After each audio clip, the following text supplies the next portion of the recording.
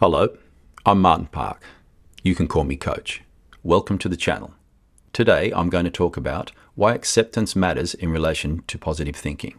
A while back I was training in a gym outside of my home area and I was resting between sets and I was watching a huge guy psyching himself up before attempting to do a heavy lift on the squat. He and his training partners were shouting out terms like, "Come on, you got this, you're the champ.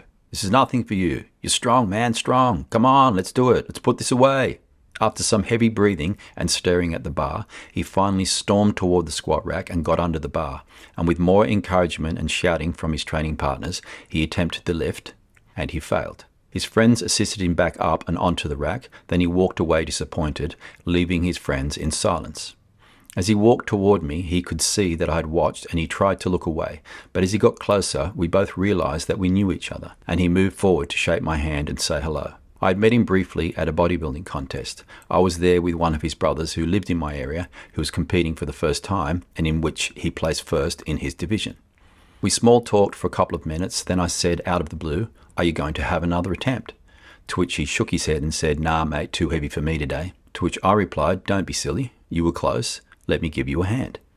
After a bit of reluctancy, he did what he really wanted to do, and that was to have another attempt, as he didn't like the feeling of failing. We walked back to the rack and he introduced me to his friends as Marty, the training guru, and he started getting ready for another attempt. As he was putting his knee wraps on, I had a talk with him. I said, "This time, take your time and with respect, look at the bar and accept it as heavy, extremely heavy.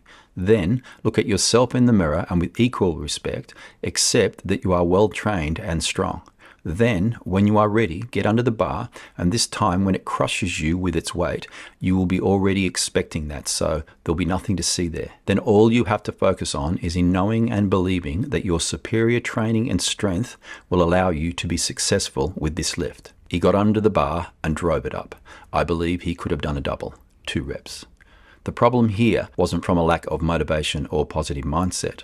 The problem here was in not acknowledging the possible negative aspects and challenge of the lift. In today's culture of positivity and self-help, there is a common belief that we should always strive for positivity and that negative thoughts and experiences should be avoided or minimized at all costs. But I believe both are of use and benefit to us depending on the situation. By focusing on the positive aspects of a situation and by using positive affirmations, visualization techniques, and other positive self-talk, we can build confidence and belief, which can help us to stay optimistic and motivated in the face of challenges. By focusing on the positive aspects of a situation, we can improve our mood, reduce stress, and increase motivation, and often find solutions or opportunities that we might have otherwise overlooked. However, it's important to recognize that positive thinking is not a panacea and that it can sometimes be unrealistic or even harmful, particularly in situations where the negative aspects of a situation cannot be ignored or minimized.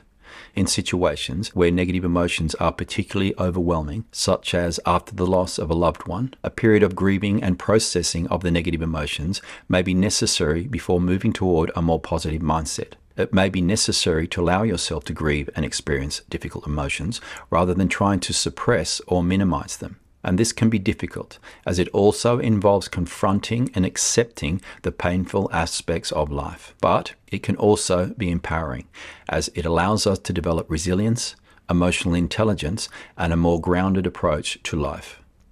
As Rocky said, life isn't always a bed of roses. To maintain our mental health and well-being, we need to cultivate a balanced approach that involves acknowledging and accepting both our positive and negative experiences and challenges, and recognizing that both are an inevitable part of life.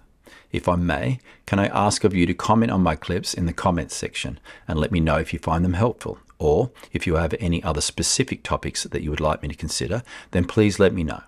I thank you for watching, and I look forward to spending some time with you again. Bye for now.